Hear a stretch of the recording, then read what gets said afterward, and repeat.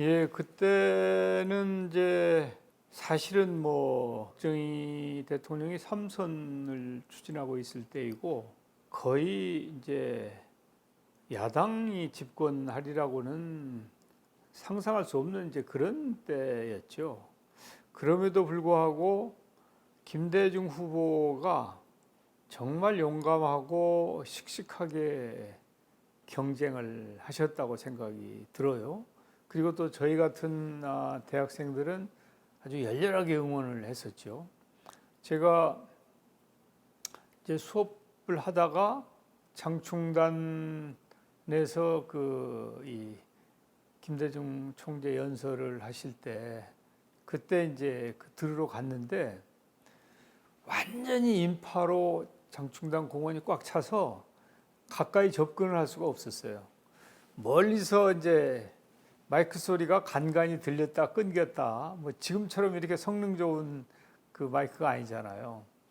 그래서 그때 이제 거기에 참여를 했던 적이 있는데 그 자리에서 듣지는 못했는데 이제 신문을 통해서도 그렇고 또 나중에 안 이야기지만 김대중 후보는 정말 개혁적이고 막 혁신적이라고 해야 될 거예요. 그리고 경우에 따라서는 저런 말씀을 해도 되느냐 하는 정도의 그런 아주 진보적인 그런 공약을 하셨죠. 이번에 정권 교체를 하지 못하면 이 나라는 박정희 씨의 영구집권의 총통시대가 오는 것입니다.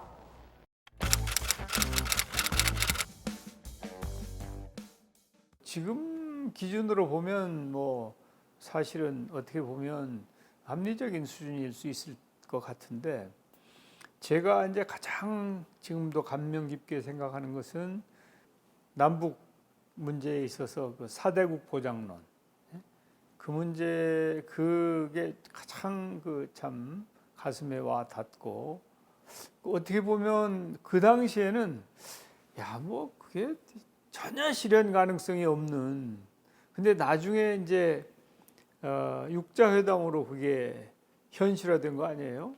그러니까 김대중 총재의 그 당시의 선견지명은 어느 누구도 따라갈 수 없는 이제 그런 것이었죠. 그리고 뭐 향토해비군 폐지 이런 것도 공약을 하셨는데 그건 아주 경우에 따라서는 북한하고 어떻게 하겠다는 거야? 뭐 용공이야? 뭐 이런 시비에 걸릴 수도 있지만 그런 공약도 하셨는데 근데 사실은 표를 얻는 데 있어서는 아주 좋은 공약이죠.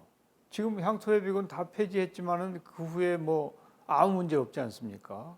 그러니까 참 대단한 공약을 하셨다고 생각이 되고 뿐만 아니라 그때 그 노사 공동위원회 이런 걸 공약하셨던 걸로 기억이 되는데 그게 나중에 노사정위원회로 또 이렇게 현실화됐죠.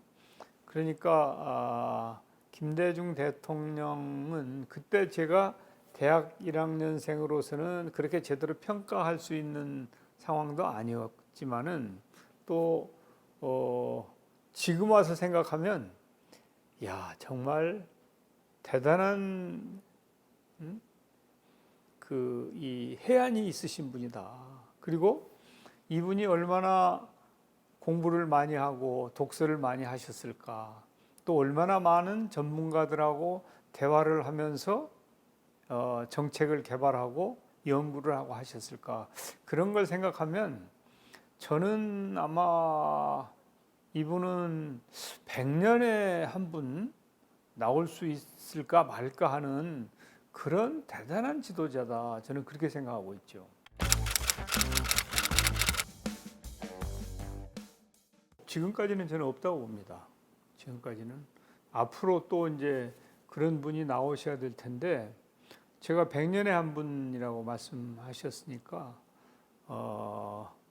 김대중 대통령이 쌓은 업적이나 열정이나 또 이 해안이나 이런 부분은 아무도 따라갈 수 없는 최고의 지도자라고 저는 생각을 하죠.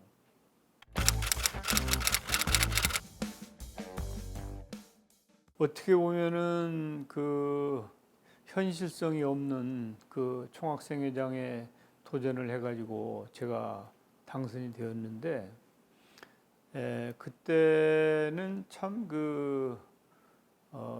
아주 힘든, 불운한 그런 시기에 학생이었다고 저는 생각을 해요. 그러니까 유신이 제가 2학년 때 유신이 난 거 아닙니까? 그리고 이제 긴급조치라고 하는 그런 상황이 벌어졌으니까, 그러고 나서 한 1년 동안은 이제 소위 말하는 학생 운동이 완전히 없던 시절이에요. 그게 유신을 통해서 완전 초토화를 시킨 거죠. 학생 운동의 이제 뿌리조차 완전히 없애버린 상황이었는데, 그때 제가 이제 학생회장에 당선이 됐거든요. 그래서 학생회장을 당선되고 취임하고 몇 달 지난 가을에 우리가 이제 시위를 시작을 했어요. 근데 정부에서 깜짝 놀란 거예요. 왜냐하면은 유신이 있고 나서 완전히 이제 그때 말로 일망타진했다고 생각을 하고 발본색원했다고 생각을 했는데, 근데 이게 또 학생들이 다시 일어난단 말이죠. 그러니까 처음에는 정부에서 오히려 당황을 했다고 나는 봐요. 그래가지고 상당히 유화적으로 나왔어요. 그래서 저 같은 경우에 이제 학생회장을 하고 있는데, 성북서에서 이 정복과 형사들이 와가지고 그냥 이렇게 감시하는 거죠. 근데 형식은 뭐 저 하숙집에 와서 뭐 같이 얘기하고 이러다가 또 좀 데모를 할 기색이 보이면 이제 성북서로 데리고 가요. 그래서 거기서 재우고 이제 거기서 먹이고, 그러니까 예방했다고 할까, 이렇게 그런 식으로 막았었죠. 굉장히 유화적으로 한 거예요. 그러다가 이제 제가 임기가 끝나고 나서 그 다음에 다시 이제 학생 운동이 막 격화가 되니까 그때는 다시 이제 또 강력하게 나왔죠. 그래서 그 당시에 고대 총학생회장인데 어떻게 감옥에를 안 갔나, 이제 그런 생각을 할 수 있죠. 저도 이제 행운이라고 봐야 될까, 아니면은 또 어떤 평가를 받을까, 그런 생각도 해본 적이 있습니다만은, 이게 10월 유신 이후에 한 1년 동안은 정부가 유화적으로 한 기에 제가 그때 학생회장을 했기 때문에 감옥에 안 가고 고대 총학생회장을 한 그런 케이스죠.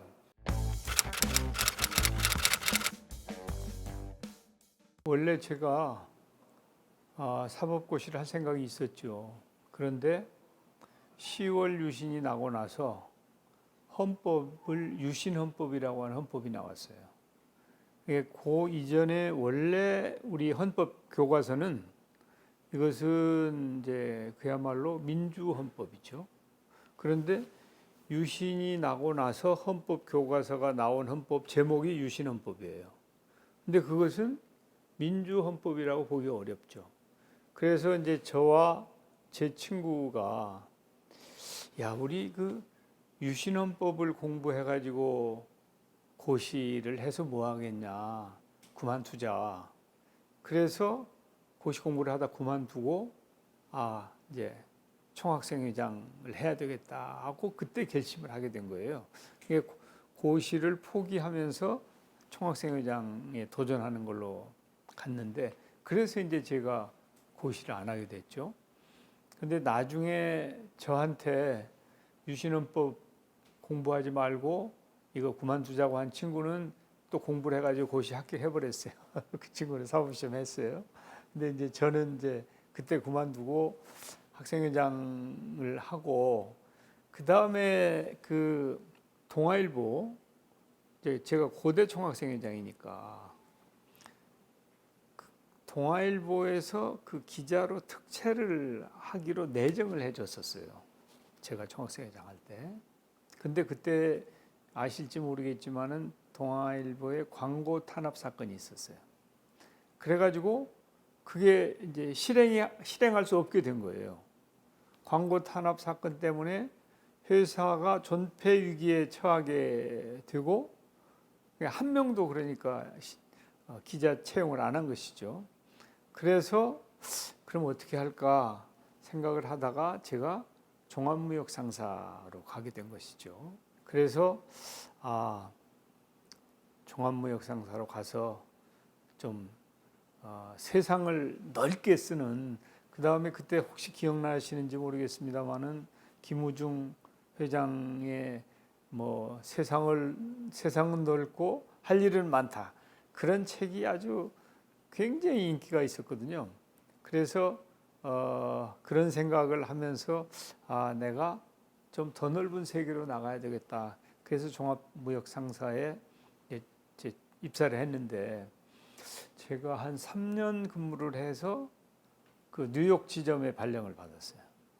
그래서 미국에서 제가 9년씩이나 근무하게 됐고, 또 그 근무를 하는 과정에 현지에서 이제 주경 야독을 해가지고 밤에 공부를 하고 주말에 공부를 해가지고 MBA 학위를 취득을 했죠.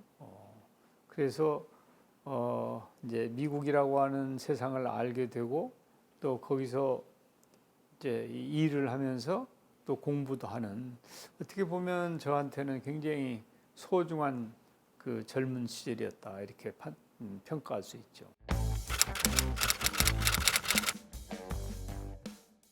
열심히 하는 사람, 성실한 사람이라는 평가를 받았던 것 같고요. 그리고 주위 사람들하고도 더불어 잘 협력하는 그런 그 괜찮은 직원으로 평가를 받았다고 저는 생각을 해요. 그러면서 이제 또 제가 이 학생회장 한 경력도 그분들도 알고 하니까 이 친구가 리더십도 있구나. 이제 그래서 3년 만에 뉴욕 지점에도 갈 수 있었고, 또 그 쌍용 그룹에서 제공하는 장학금으로 제가 미국에서 MBA도 할 수 있었고, 그런 차원에서 보면 이제 그 회사는 저에게는 굉장히 고마운 존재였죠. 그리고 지금도 그 회사의 선후배들하고 교류를 해요. 만나고.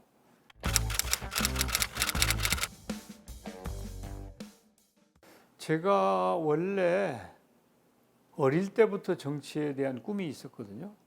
그래서 뭐 초등학교 때부터 학생회장하고 중, 고, 대학 계속 그렇게 활동을 하면서 나름대로 준비를 해온 거예요. 근데 지금은 그렇지 않지만 그 당시에는 재력이 없으면, 돈이 없으면은 정치를 시작하기가 굉장히 어려운 시절이었어요. 그래서 제가 이제 대학을 졸업하고도 뭐 가진 게 없으니까 이제 먹고 살아야 되니까 이제 취직을 했던 거 아니겠습니까? 그 이전에는 이제 법조인이나 언론인으로 활동을 하다가 어느 기간이 되면 입문하겠다는 생각을 했는데, 이제 기업에 들어가서 일을 하는데 뭐 재미도 붙였고, 또 월급 받아가지고 재산이 축적되는 건 아니잖아요. 그러니까 시작을 할 수가 없었던 거죠. 그런데 어릴 때부터 가져왔던 그 꿈, 정치를 향한 저의 그것은 이제 버릴 수가 없었죠. 마침 1992년도에 김영삼 대통령이 취임을 하셨잖아요. 그때 취임하시고 나서 통합선거법이라는 걸 만들었어요. 그러니까 그 통합선거법은 돈을 절대 못 쓰게 하는 선거법이었거든요. 그래서 이게 한번 내가 도전해도 되겠구나, 그런 결심을 하는 계기를 주었고, 사실은 그때에 이제 92년도 총선, 92년 총선에 이제 그 당시 그 민주당 쪽에서 좀 이렇게 한번 보자, 무진장에 한번 해볼 생각은 없냐, 그런 얘기가 있었는데 그때는 이제 돈도 없고 준비도 너무 안 돼 있고 그래서 준비가 안 돼서 안 되겠습니다, 이제 사양을 했었는데 96년 때는 이제 통합선거법도 있고 또 국내에 들어와서 이제 한참 이런저런 교류 활동도 하면서 인맥도 쌓고 그래서 이제 결심을 하게 된 것이죠. 우리 전라북도에서는 김원기 의장님, 또 이 권노갑 의원님, 또 이제 이 그 대학 선배들 정치에 있는 이런 분들하고 이렇게 얘기를 하면서 이제 노무현 그 당시 부총재 쪽하고도 이렇게 대화가 돼서 그분들이 격려하고 후원하고 그래가지고 이제 이 정치에 입문할 수 있는 그런 계기가 만들어졌죠. 민주당으로 입당을 했어요. 민주당으로. 그래서 이제 민주당에 입당할 때 이제 바로 이 자리에서 김대중 그 당시에는 이제 김대중 대통령은 정치 활동을 안 하고 계실 때예요. 그때 와서 이제 인사를 드리고 또 이제 이 소개를 받고 그렇게 했죠. 그래서 민주당에 입당을 했는데, 근데 이제 새정치국민회의를 창당하게 된 거 아니에요?